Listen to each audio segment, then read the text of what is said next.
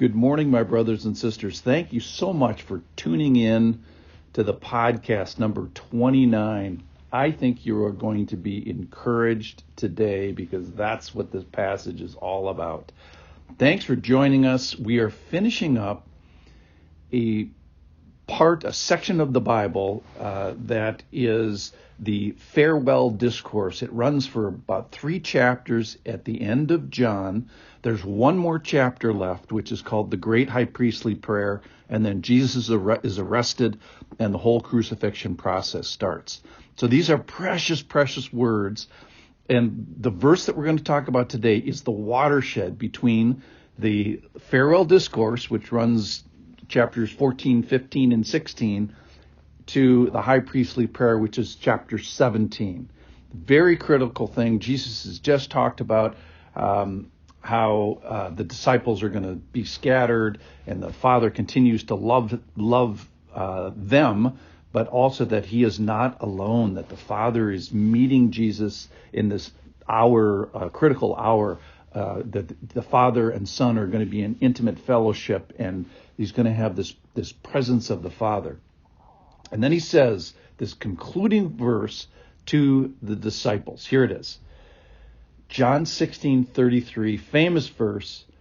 I have said these things to you, that in me you may have peace. In the world you will have tribulation, but take heart. I have overcome the world. I have said these things to you, that in me you may have peace.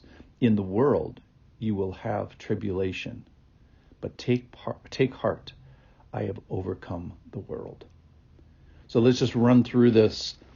The critical parts of this is that he wants us to be in him. That's our connection with this is we are small potatoes. He's the big potato, and we have to stay in him to do this. That's the whole abiding thing. Keep that maple syrup in your vein. And Jesus is offering peace. It's unbelievable to think that Jesus can offer peace because the next thing he says is that in this world, what kind of a world do we live in? What kind of people do we live with? Tribulation, persecution, oppression, affliction. Another translation has it trouble.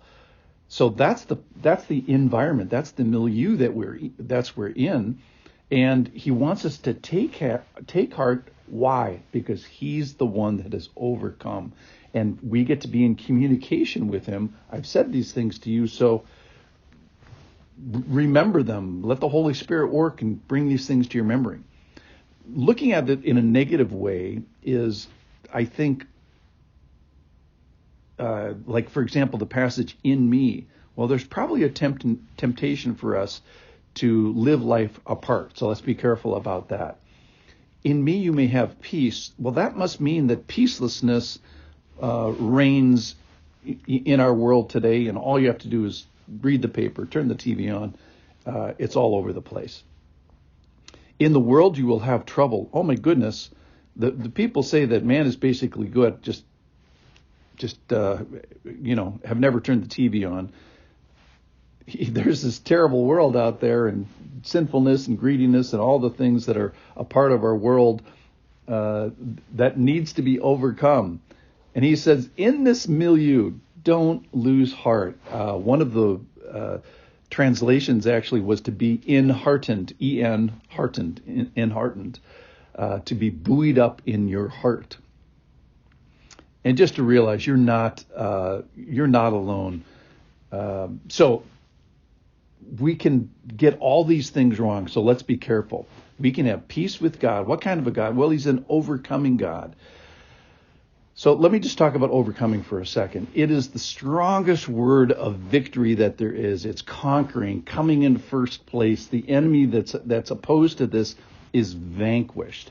So the big part about this, part about this, is that Jesus overcomes. And we can have peace, the state of harmony and tranquility in what kind of a world? Well, think about this. The world is one of trouble and suffering, persecution, oppression, affliction. This is the image I had was of, for those of you who've seen Matrix, so Neo, is at the end of the movie. and the bad guys are shooting bullets at him. And it's almost like they're happening in slow motion. And there's one scene where he stops the bullets and he takes the bullets out of the air and kind of looks at them and then drops the bullet on the. So in this milieu of trouble and attack, he has the state of calmness and tranquility that we can have only with the Lord. Why? Because he's the one that wins. He's the one that is the overcomer of this persecution, oppression, affliction. All right. And then what are we supposed to do at the end of this? What kind of a heart should you have when you finish listening to this podcast today? He says, in me, so let's stay in him, you may have peace. We may have a state of just perfect tranquility. Now, you're not going to change the world. There's still going to be sickness and virus and death and greediness and violence and all the things that are in our world. But our response is supposed to be, take heart, be encouraged, be enheartened. Why? Because he's the one. I have overcome the world. Jesus has overcome the world, not me. My victory is in just my association with him.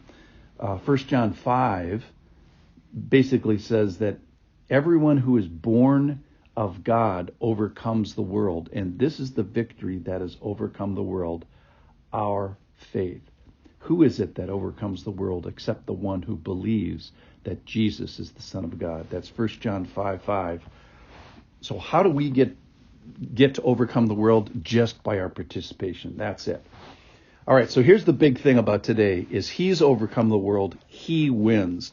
And our faith is the thing that makes us win, in a sense. So he wins, and I'm on his team. So how about you? I just can't imagine a life without him.